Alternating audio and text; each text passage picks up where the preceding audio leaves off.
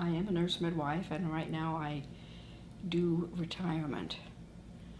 I am reading various books in contrast to journals and professional literature, and I'm engaged in other activities of more of a voluntary sort, some that are related to my interests in women's concerns and people's concerns.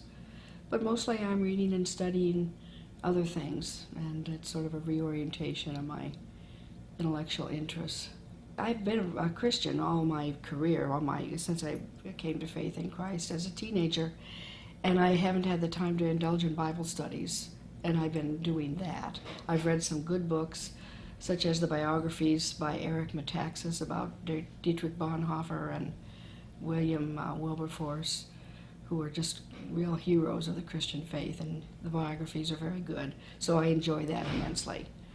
So I'm reading other books.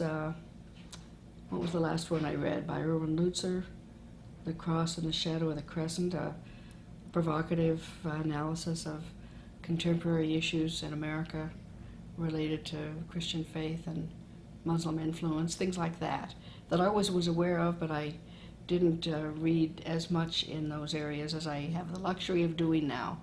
I do whatever I want with my time. I get up when I want. I go to different activities.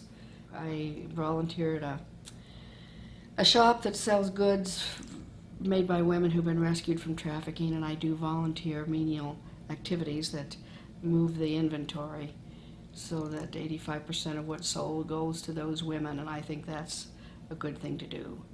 I help a young man, actually I help his mother, because when I and a friend go to his house, has severe muscular dystrophy, and we attend to his needs so she can do things. And sometimes she enjoys the company more than she wants to take a nap or do whatever she might, but he requires constant attention to ensure that he has what he needs, because he's immobilized except for his wit and his intellect and his ability to do things with computers and to play cards with us. So it's a joy to attend to him, and it's outside of what I did as a nurse midwife, but the fact that I'm a nurse makes them feel as though I could do something that might need to be done if he had trouble breathing, and I'm sure I could, but mostly we enjoy helping out by being there. So things like that are very different from the very busy academic work that I did for 35 plus years, which was very diverse and consuming. So my life is a very different pace with different focus, sort of, not different, but just not as consumed with what I did as a midwife, writing, teaching, speaking, and I'm glad for the slower pace. I live in an area of Michigan inhabited largely by Dutch people, and I identify with the Dutch heritage, and I think that's kind of neat. My daughter and granddaughter live there, and I'm very happy to see them frequently. So I'm doing retirement in a very nice community that is the Salad Bowl of Michigan, Hudsonville, the celery capital of the world, and it's very different from Chicago, where I worked 20 out of the last 35 years. So I'm at a different point in my life, but I still have a strong, positive recollections of what I did, and I'm glad to have done it. And I enjoy coming to meetings, as people may have suggested to you already today, that we're at the annual meeting of the American College of Nurse Midwives, and seeing former students and colleagues is a real joy. So I have fond attachments to my past associations, but I'm doing retirement now.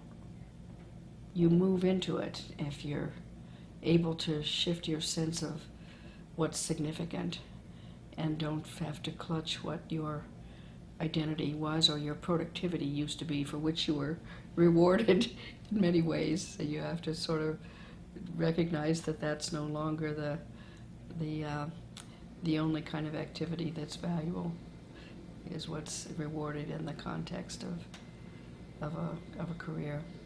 as a midwife, helping women have a good birth is the goal. Recognizing that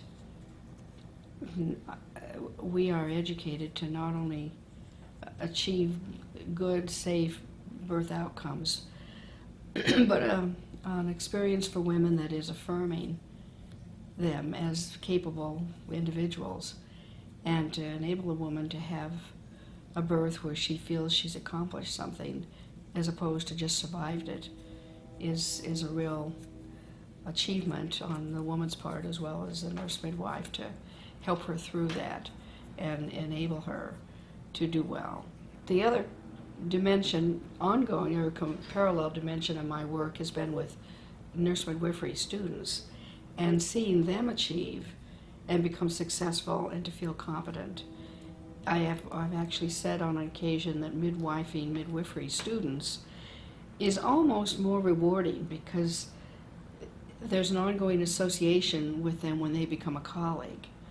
To see them at the annual meetings, to read their papers, to know of their accomplishments is, and even to hear them say, you encouraged me to do this or that, and if you hadn't done this, I would not have thought about that. It makes me think that that was a good thing to do.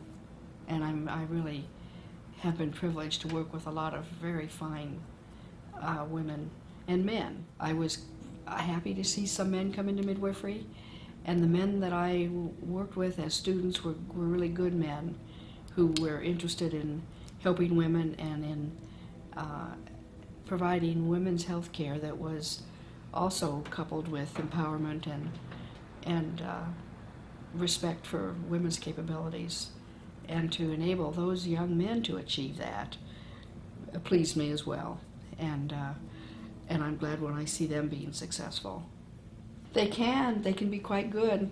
I remember a colleague when we had an applicant to the nurse midwifery program where I was at the time who was not real sure about men coming into midwifery. Midwifery is often, and rightfully so, considered women's work, the birthing as well as enabling women. And she didn't want to interview him because she wasn't sure she'd bring a very positive bias and give him the benefit of the doubt. And he was really, I hate to say this because I don't want to sound demeaning in any way, but he was a good guy.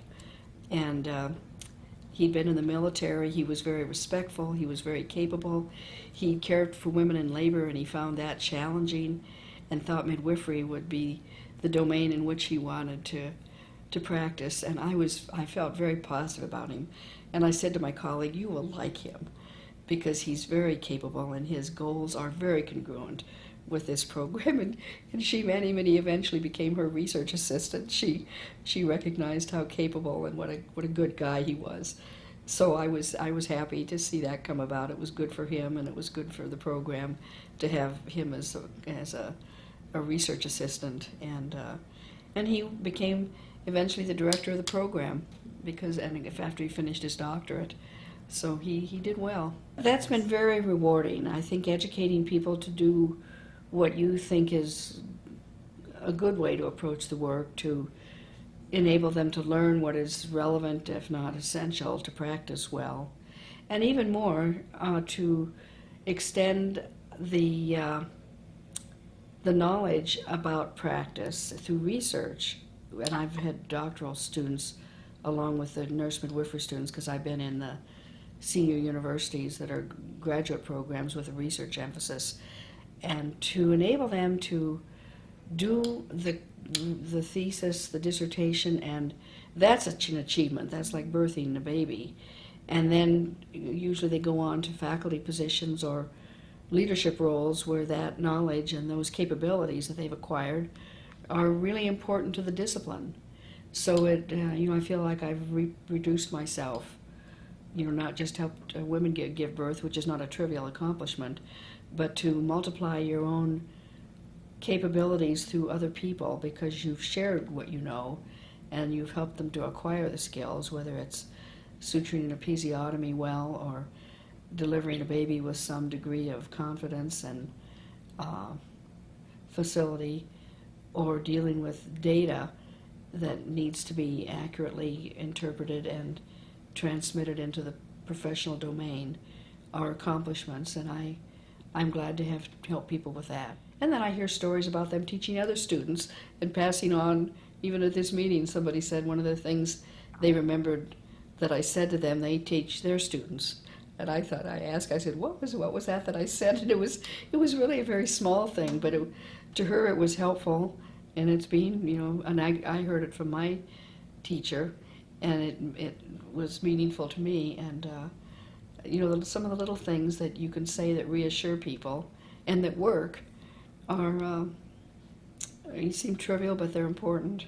One is that you treat students as future colleagues with a degree of respect that doesn't make them any more anxious as learners than they are.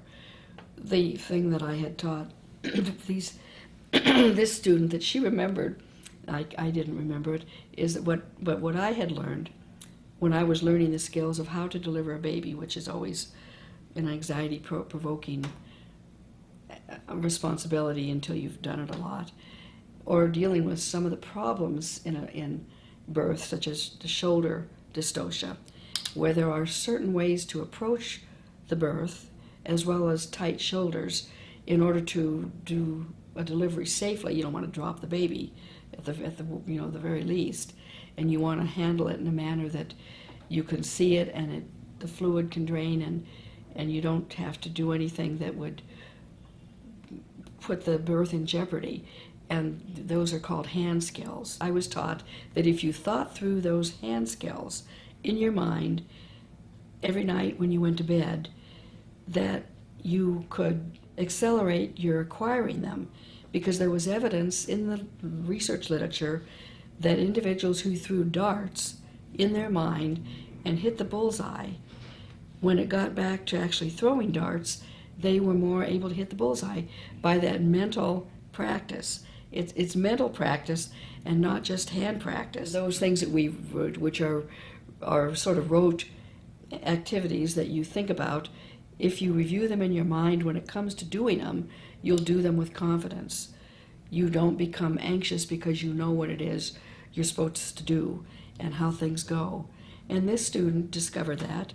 It accelerated her learning, and she now teaches that to her students, that it's the mental practice of throwing the darts and hitting the bullseye, delivering the baby, and not having it feel awkward in your hands, being able to give it to the mother with security and confidence, and dealing with the shoulder dystocia so you didn't cause any damage to the infant by inappropriate and anxiety-provoked behaviors that can damage an infant. You just don't do that. So you know what to do that's correct because you've mentally rehearsed it. It's just like an actor learning their lines with confidence by going over and over it. When it comes to saying it, they say it with confidence and with a degree of skill that only came from that mental rehearsal. And I hadn't thought much about that, certainly for a long time. And yet that's what she remembered. And then I saw another former colleague, student, at one of the schools where I'd been, who went on for her DNP and had a faculty member who was a doctoral student of mine. And I had said something to her about the research process, as one progresses through a gestational period with patterns of progression along the way that you couldn't skip over in order to get to the end. And you just had to recognize this progress as you progressed and achieved it. And in the end, of course, you finished the dissertation, and you were, felt very pleased with that. And she remembered that. And I thought, did I say that? It sounds like something I would have said, but she remembered it. So she was conveying it to other students that that's the way it works. You progress as through a gestation, that you can't not replicate a pattern of growth that has its inherent progression in order to get to the end. It doesn't happen overnight. It happens over a period of time that, usually has some recognizable end. Some people have a longer gestation than others. It's an endeavor that has well-deserved outcome.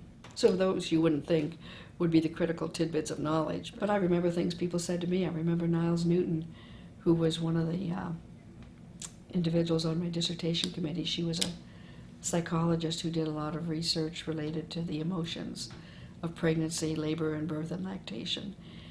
And she was a behavioral scientist. But I was in a PhD program that focused a lot on rigorous research design and statistics. And she said, you need to really do good, tight research in order to establish the validity of what you find so that it helps other people do the right thing. And I remembered that I had to do rigorous work and achieve results that could be used in order to improve the practice. So that that's what I guess instructors do, is say things that you hear or a student hears, and they retain them as adages that influence not only what they think but what they transmit to other learners. So that's sort of the way educators serve as midwives. Well, I was unhappy when I couldn't get what I wanted in the way of some program development. I was very happy to see the nurse midwifery program established at the U of I. And I was very happy when I came back to the U of I and pushed the issue of full scope privileges for the nurse midwives. That's a long story of how we ended up back at the University of Illinois Hospital. And it took 10 years to get full scope privileges, but we finally did. And I was happy to be able to push that issue. But then I wanted to see a birth center develop there. And there was a lot of support for it because of the literature that documented the good outcomes and even good data about the cost savings in healthcare, because you don't keep the women as long, you don't use as much technology and personnel, and the women are cared for in an environment that is not as costly. And everything seemed to be progressing really well. There were even architects that were involved in the planning who knew about birth center designs, and I was so hopeful that this was going to happen. I thought it would just be a wonderful complement to the tertiary care center where we worked. I remember when I was asked to meet with the director of the hospital and the chief operating officer, or maybe it was the chief financial officer, but what they shared with me, I think they wanted to take me aside separately and break the bad news, essentially, in that there wasn't going to be a birth center. Because while we anticipated discharging women in 6 to 12 hours, and I thought we were going to be saving money, the truth was that these women who were largely on Medicaid got 2 days of hospital reimbursement by the city of Chicago. And if we discharged them in 6 to 12 hours, they would barely get 1 day.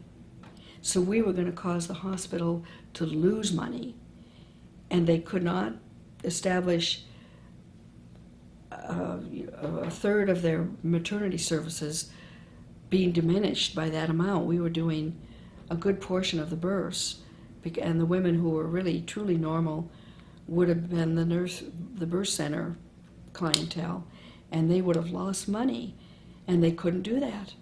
And there was always financial concerns and cutbacks and rethinking the steps in different procedures to reduce time, money, or people, or supplies. And it was just real clear that a birth center was going to be a money loser. And I was so stunned to think that an idea within the big scheme of healthcare was designed to not only achieve good birth outcomes, health-wise, happiness-wise, and financially, was a money loser for the hospital. And it wasn't going to happen. Now, nearly 15 years later, the idea of out-of-hospital birth centers has gone through a really protracted legislative, political process, and there have been some real stalwart nurse midwives in Chicago that are finally seeing demonstration birth centers open, not linked with the hospital in a way that compromises the finances of the hospital, certainly competes with it, but the public in general has said this is an appropriate way for women who qualify for births that aren't within a hospital setting to have a good birth. It's been authorized politically and legislatively and regulatory wise, so it may eventually happen. But I was so disappointed when what I thought was a money saver was a money loser, and it was a sobering confrontation with the realities that drive a lot of healthcare, are the financial factors, despite the merit of the idea. Much technology is used in a hospital to justify billing for it, whether the woman needs it or not, because they want to recover more than their cost, and that's the way they do it. And I thought, this is just not right. There were many things in the system that just are not right as they impact on women and as they're driven by financial incentives. So those were disappointments. And then I wanted to see a PNP program develop that would be the complement of the nurse midwives. And again, the pediatricians wanted to misutilize those individuals, or maybe it was a neonatal nurse practitioner, but they wanted to work night shift, and they only wanted them if they could serve their purposes, and it never happened, because the neonatal nurse practitioners who were there really did not want to work only nights. Thank you. It was really an unfortunate confrontation with physicians' control of the services that might have been beneficial. So that was disappointing. When those things have occurred and other opportunities have opened for me, I thought, well, I'll go take another opportunity. And I did. And so I, left those things behind me and took another good opportunity when I took a different position after I had exhausted what I thought were the good possibilities where I was. Another opportunity opened up, and that was reinvigorating, and I was happy to shift my gear, shift focus. One of my adages to some people, when I felt inclined to express it, was the reward for doing anything well is the opportunity to do more. Well, I'm sure you've heard what other nurse midwives have said, because I know what applicants say, and what my colleagues say is they really liked caring for women in labor. It's extremely rewarding, and yet they recognized that they were limited, not only in the responsibilities they had to help accomplish a good birth, because they did only the labor support, but they only saw women at one little slice of the maternity continuum. If it was labor and delivery, it was just the labor and the birth. Or if you worked out on mother-baby, or what we call postpartum, you saw them after the birth, and that's rewarding also. But what was appealing about nurse midwifery when I learned about it was the privilege of following women over the continuum, getting to know them, being able to help them in substantial ways as it reflected their own unique needs and interests, and enabling them to achieve those, because it wasn't just a routine birth, a woman that came in labor and you wanted to get her delivered. You knew what her birth hopes or fears were, and you could help her achieve those. And then you saw her afterwards, you helped her take care of her baby and breastfeed, and you saw her back in the clinic. And that kind of continuity of care is what many nurse midwives like. Not all have the privilege of working in a practice that allows for that, but that's really the ideal, most rewarding role. I taught maternity nursing for the University of Wyoming, and I like teaching. It's very interesting to have sort of regular opportunities to learn more about the topics that you study as a nurse or a midwife, as well as to help learners and to discover ways that they can be engaged in the rewarding work and see its responsibilities as well as its rewards and become good at engaging in the practice. So I like teaching, and it didn't take me long to recognize that if I was going to have future opportunities to teach, I needed a graduate degree. And then as I began looking into graduate programs, nurse midwifery appealed to me, and the literature from the University of Utah was particularly appealing because they weren't preparing junior doctors. They were preparing excellent nurses to practice midwifery. And that, to me, sounded like a good thing to do. And then even as a nurse midwife, when I was teaching, the first position I took was with the University of Wyoming, that's my nursing alma mater, University of Illinois in Chicago, when Lillian Runnerstrom hired me because she needed faculty there, and she knew I'd had some teaching experience, and she needed faculty to start a new program. And in fact, I'd actually met her on the Indian reservation because she was having trouble getting faculty for this funded program, and she was getting retooled in the practice, thinking that she would need to go back into the clinical domain herself to teach. She never had to do that, but she said, if you still need a job when you graduate, to contact her, and I did. So I went to the University of Illinois. I was practicing at Cook County, teaching in the nurse midwifery program. After about 2 years, actually, 2 or 3 years, it didn't take me long to figure out that if I were going to continue to do that, I needed a doctorate. And then I was also intellectually provoked by questions about certain birth practices that I could not answer. And I thought, I wonder, how I might learn more about that in order to figure out how to influence what we were doing that I'd learned was detrimental. And I thought if I acquired research skills that I could pursue those kinds of issues through research as well as continue to teach. So I got a PhD, and that prepared me to do research. I stayed on the faculty, and I kept on doing what I liked and added research to it, which is very rewarding work. So the question you asked me was, why did I come into midwifery?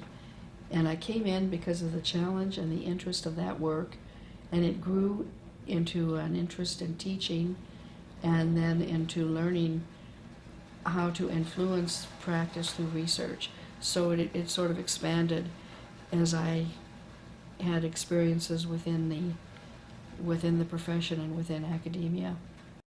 I like the rodeo. My favorite sport is bull riding, and that always amuses people because they associate me with Chicago. But I think rodeo is great sport. Bulls are magnificent creatures, and the cowboys that ride them are something else. And I love to go back to Wyoming, especially if I get to go to the big rodeo. I got a good education there. I grew up in a small city, and it was a fine upbringing. I have a daughter, and I have a granddaughter that I was able to catch. I wasn't the nurse midwife of record, but the nurse midwife of record was happy to let me catch that baby, and I spared my daughter stitches, and the nurses were all anxious about the baby's heart rate, and they were waiting there with the blankets, ready to take her away. And I knew enough about second stage at that point in my career, and I knew that heart rate was just normal. It was very good, and I knew she was fine. In fact, even after I held her, I knew she was fine, and I gave her to my daughter, not the nurses. Not that I have any disregard for nurses, but I knew that the baby should go to the mother, and the baby was just fine. And that was a good thing that I did. I can still see my daughter's face because she had a long, hard labor, and she was so happy to have that baby. So she got her baby, and then the nurses got her, and they knew then, of course, they could see she was fine. But I was glad I had that prerogative because I could do what I did. So I had that privilege. My granddaughter knows that her grandmother caught her, and she's gone into nursing now, and she's a joy, so we'll see what she does. But I have that family. I've been married a couple times. I've been independent for 30 years, and glad to have such good work because it kept me very busy, and I was quite happy to be able to do what I did with the degree of freedom that I had. A lot of women, rightfully so, we are constrained by the needs of a home, and I had a home, but it didn't constrain me. And I could travel, I could teach, I could work late, I could take night call if they needed me to, and I was happy to have that degree of freedom to indulge in the wonderful opportunities that I had. So I've had a good life. I think competent caring of women at various levels of their need. Clearly, midwives are eager participants in birth and want to influence the quality of that experience. But I think the heart of midwifery is to serve women, childbearing women, but also other women. And some of it is very hard work. What I see goes on in behalf of women who've been trafficked, and rescuing them from trafficking is really, I don't know that I could do that. It's just really brave women do that. But the heart of midwifery is caring for women and doing it in a competent way. One of the things that I'm highly committed to is the individuals who practice midwifery being well prepared to do it. I think fly-by-night, seat-of-your-pants obstetrics that people do just because they feel compelled to do it is not a good service to women. I think they need to be well prepared, and they need to be able to practice in a framework that gives them access to any of the resources that women need, which means the collaborative framework within the healthcare system, which can be a double-edged dynamic, because while it gives the assurance to women that they will get the medical care, the nursing care, the specialty services that they may need, it often puts nurse midwives into a context where they may not have the total degree of autonomy because they work within a situation where other people have more authority. And you need to learn to work within that context in order to serve women well. And I think being well educated and able to collaborate, being knowledgeable and being able to articulate the nature of your practice and the rationale for what you're doing is very important. And doing it out in a clandestine way is not in the best service for women. So the heart of midwifery to me is competent, kind care to women by individuals who've pursued the education that they need and the privilege of working within the frameworks that give women access to good women's health care, good birth care. You know, I'm aware that nurse midwives continue to struggle with old issues of really a lot of injustices, and that they should keep on doing what they're doing anyway. That's what A.C.N.M does, is addresses those political, professional dynamics, because that's what has to be done. I was glad to be involved in A.C.N.M and pursue those issues. On behalf of nurse midwives. It's hard work, but it's important. It has to be addressed in the political arenas and in the healthcare system dialogue. You have to be at the table and able to assert what's good. Often, despite amazing issues and obstacles, they often are successful because it's the right thing to do. Well, I think one acquires those opportunities, by virtue of, first of all, getting well educated, learning what the nature of the issues are, and being able to address them. That's why I did research on some of the most basic dimensions of practice. It's almost laughable. In fact, my own stepmother was shocked when I told her what kind of grant I had funding for, and she thought that the fact that public money was going to pay for such research was just, she just was quite indignant about it, because it's so basic. I don't need to go into all of the research I did. Anybody who has access to the literature can see what that is. But it was very basic, but it was persuasive. Even working with medical colleagues who had to address some of those issues in a very rational, rigorous way, recognize the merit of the issue, and then had to pay attention to the outcomes that, when you do them in a rigorous way and there are rather compelling data, are difficult to dispute. And they were, in some regards, some settings, very helpful. To say women ought to be allowed to get out of bed and walk around because it's better for them and it's better for their labor. and it's not dangerous that we should have to reestablish the merit of, such innate behavior is almost, as I already said, laughable, but necessary. So those are the strategies that you use that can be persuasive in a rational way rather than just an adamant emotional way, because you have an opinion that you asserting it with good data is a little better, a little more effective than asserting it with a high level of enthusiasm. It does have its place, but it doesn't get you as far. In fact, I didn't realize till down the road a bit that I was doing what they call action research. And by engaging people in that process, which is rational, systematic, and controlled, it's a whole different dynamic than just saying something from an authoritative position.